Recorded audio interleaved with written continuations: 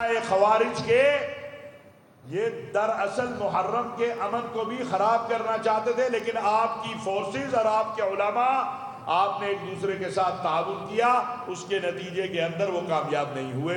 اس پر ہم پاکستان کے تمام اداروں کو، پولیس کو، افواج پاکستان کو، علماء مشائخ کو، سلامتی کے اداروں کو شاباش بھی دیتے ہیں، شکریہ بھی ادا کرتے ہیں۔ تو پتہ چلا کہ اگر ہم جاگتے رہیں گے تو دشمن کامیاب نہیں ہوگا۔ اب کل رات آپ نے دیکھ لیا کہ جن لوگوں نے یہ کام کیا ہے وہ کون ہے؟ وہ افغانستان افغانی ہیں، وہاں ان کی تربیت ہوئی، اور کیا تربیت ہوئی کہ یہ تو پاکستان کی فوج جو ہے یہ تو کافروں کی فوج ہے۔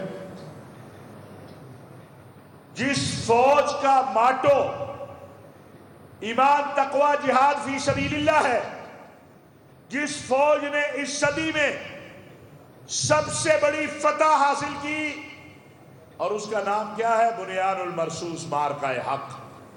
کہاں سے لیا بنیان المرصوص کا لفظ؟ آپ میں سے جو حافظ ہیں ان کو پتا ہوگا نا، جو نہیں ہے ان کو بھی پتا ہوگا کہ بنیان المرصوص کا لفظ کدھر سے ملا؟ قرآن سے۔ جس فوج نے اس امت کو لڑنے سے بچایا، یہ جو امریکہ اسرائیل نے ایران پر حملہ کیا تھا، اس کا مقصد کیا تھا؟ کہ عالم عرب، عالم اسلام اور ایران کے درمیان تصادم شروع ہو جائے۔ جس فوج کے سپہ سالار نے اور وزیر اعظم نے جس ملک کے دن رات ایک کر کے امت کی وحدت اور اتحاد کو نہیں ٹوٹنے دیا اور مسلمانوں کو آپس میں لڑنے سے بچایا، لاکھوں جانوں کو بچایا، افغانستان میں بیٹھا وہ جس کو ہندوستان پیسہ دے رہا ہے، جس کو اسرائیل پیسہ دے رہا ہے، وہ کہتا ہے یہ فوج تو مسلمان ہی نہیں ہے۔ اگر یہ فوج مسلمان نہیں ہے تو پھر کوئی بھی مسلمان نہیں ہے۔ آپ کا جو فوجی بھائی ہے جو بارڈر پہ بیٹھا ہے، آپ اس ملک کے نظریے کے محافظ ہیں۔ آپ کیا کہتے ہیں؟ پاکستان کا مطلب کیا؟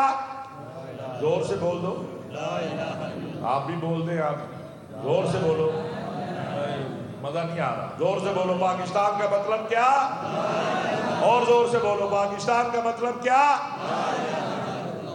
آپ پاکستان کے نظریے کے محافظ ہیں، اور یہ فوج پاکستان کی سرحدوں کی حفاظت کرتی ہے۔ کہتے ہیں ملا ملٹری الائنس، میں نے کہا یہ تو اللہ نے بنایا ہے۔ یہ ملا اس ملک کے نظریے کا محافظ ہے، اور یہ فوج اس ملک کی جغرافیائی سرحدوں کی محافظ ہے۔